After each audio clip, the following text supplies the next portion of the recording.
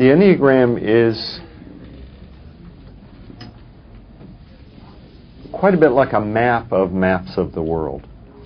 It describes 9 different world views and world maps that people have, that people carry in their heads and carry in their bodies and carry in their unconscious.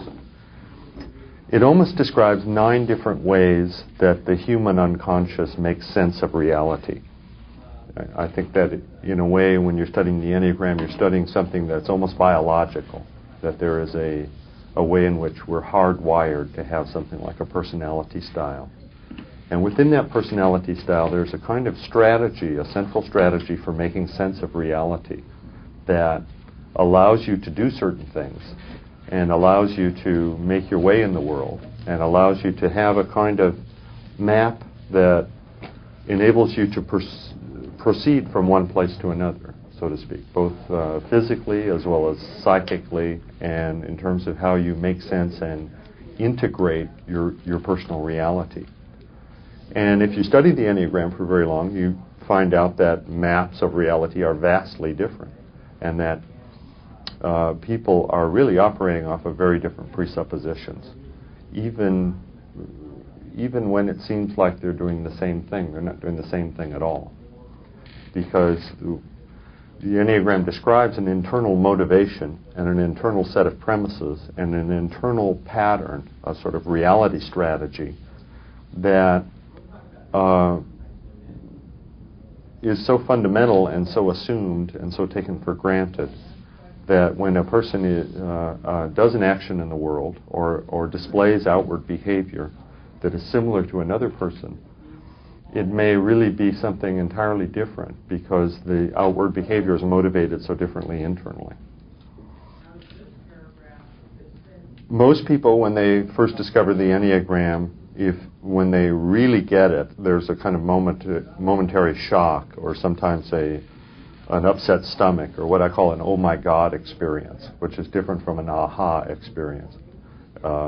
Usually the main difference is something like an upset stomach or an altered state of consciousness that you go into for a little while, as you realize how accurately and precisely and acutely your own set of premises are being described. And then after you get used to the shock and you get used to the recognition of it, you realize that there's a lot of behavior that you've engaged in the past that baffled you for years, perhaps, and suddenly it makes a certain sense. There are compulsions that you've had, or there are abilities that you've had, or there are conflicts that you've had with other people that suddenly come sort of clear to you, and you have a certain perspective on what you've been doing. It's almost like you're able to perceive in a way at first how you've taken your own behavior personally over the years, how you've identified yourself with certain behaviors and identified yourself with a way of being in the world that is somewhat arbitrary. It's actually not only different from other people that you know, but it's also something that you may be caught up in, something that you may be absorbed in the premises of, or over-involved in, a way of seeing and a way of believing, a way of believing reality is a certain way, and a way of believing that you are a certain way. And for most people, there's a kind of sudden freedom in that. Even if it's upsetting, there's the freedom is, oh, wait a minute, I am not my behavior somehow. That's the use of diagnosis oftentimes. There's a Chinese saying that the beginning of wisdom is to call things by their right name. And it's almost like you get to know something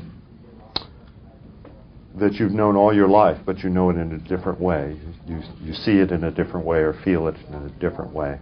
And what it mainly reveals at first is a pattern, a kind of central pattern, a central strategy for making sense of reality, and a central strategy in which you have certain abilities and certain limitations, and The limitations are generally brought about by the fact that you mistake your limited point of view for a 360-degree version of reality. The metaphor I like to use is that of a flat Earth. You know, in the beginning of the exploration of the New World, there was a general belief that if you sailed too far in one direction on the ocean, that you would sail off the edge of the world. And when you sailed off the edge of the world, your little ship would smash down below on some terrible rocks at the bottom of this waterfall. And there were dragons there who devoured sailors. They lived mainly on hapless sailors who sailed off the edge of the world. And in a way, the inner worldview that we carry is a little bit like our version of the flat Earth. And there used to be an organization called the Flat Earth Society, I think there still is, who kind of, with a tongue-in-cheek, would argue this thesis that the world was actually flat, and that photographs from the moon of the round Earth that made it seem round were actually trick photography and special effects, and actually the world was flat. They would aggressively argue for a medieval worldview. And in a way we do that internally. In a way we do that within our psyche. We have a map of reality, and we have a flat Earth, and then we also have a boundary to it. And generally speaking, when we grow and change, we edge near to our boundary. We get to the edge of our world sometimes, and our expectation is that we're going to sail off and our little ship is going to crash, and then dragons down below will devour us. We have kind of our inner version of dragons that way. But as we know, our worldview has changed from the time we were in high school, for instance. And there's been a lot of expansion of skill and possibilities and perspective. And so that's not necessarily true, but somehow within the organization, the unconscious organization of reality that we all carry, we do have that expectation.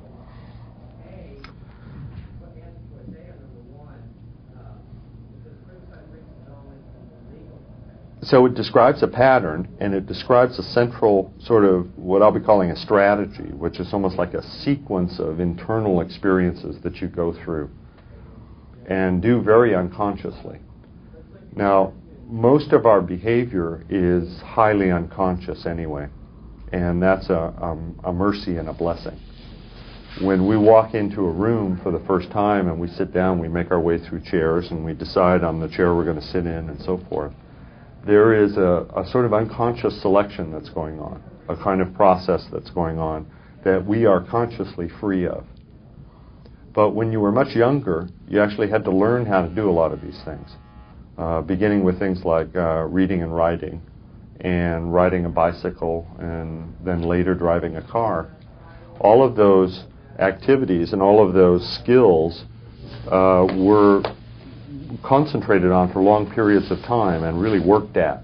And there was a great deal of effort and concentration and focus that went into learning those skills, learning those strategies, that then blessedly fell away. You forgot all about it. Once you learn something really well, you kind of integrate it at an unconscious level. You begin to take it for granted, and you can just kind of wander through life and be secure in your ability to, at any time, to drive a car, ride a bicycle, read and write, or wander into a new situation and find your way through it and arrive at the particular chair that you want to sit in. All of that's functionally unconscious, but actually it is a representation of a lot of skills that you have at an unconscious level.